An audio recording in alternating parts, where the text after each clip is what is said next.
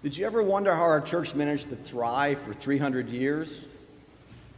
I'll tell you how. Its members have generously donated time and money to support the church's mission both here and around the world. That is what stewardship is all about. When I've been doing my research down in the vault the last couple of years about our church's history, there's a stewardship phrase that keeps coming up over and over again. It's been used recently. Reverend Burden used it a lot building this new church. I saw it back in the 1800s. Some of you may know it. It goes like this. Stewardship is not about what the church needs, but rather how much we need the experience of giving. Pledging your time and money to something, not knowing exactly how it's going to be spent, is very hard for lots of us. Jesus preached about blind faith. The Bible extols it. The church is not your typical business with the bottom line is a house of God run by faith. But just think about it. How many businesses or how many other places do you know have been around for 300 years as successful as this one? Throughout our collective history, members have found lots of ways to donate their time and money. Back in Reverend Williams' time, every able-bodied man over the age of 16 pledged 2 days a year labor at the minister's house. I know she'd love that would come back. During Reverend Belden's time, he was our longest tenured minister around the Revolutionary War. A lot of his salary was paid in grains. They used to give him oats, rye, wheat, and corn, 16 cords of wood. And can you believe that some people in the congregation would try to shortchange him and give him inferior wood, an inferior gain, not fulfill their pledge? They even had to give him a little supplemental income because he was getting ripped off a little bit by this inferior product. But don't feel too bad for Reverend Belden. He got back at everybody. He had his head deacon, John Deming, in prison, put in jail anyone who didn't fulfill their church pledge.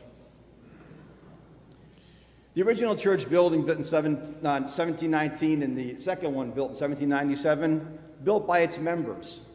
Think of the crude tools they had at their disposal, all the labor and intense that took, the time and the effort to make this house of worship.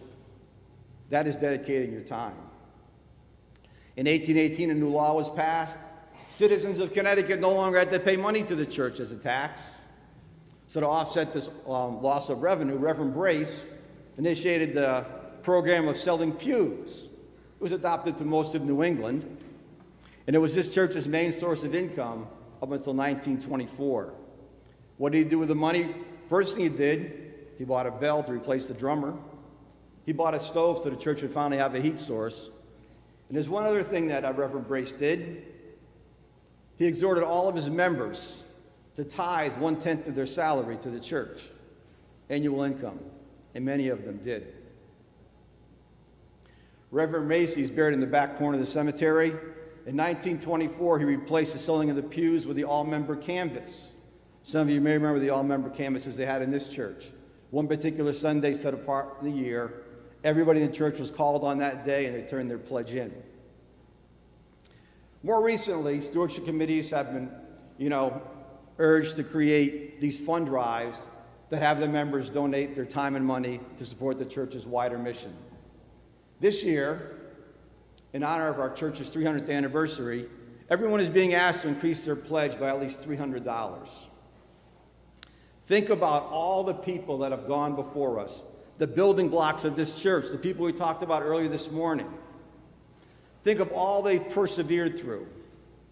Weather events, countless wars, as Ken mentioned, epidemics, hardships, heartaches. Nothing stopped them. That's important to remember. Nothing stopped them. Well, Melanie and I, we've agreed we're going to increase our pledge by at least $300 this year. We feel as if the torch has been passed, and it's now our turn to ensure that this magnificent house of worship continues to be a firm foundation for many future generations, to come. Thank you.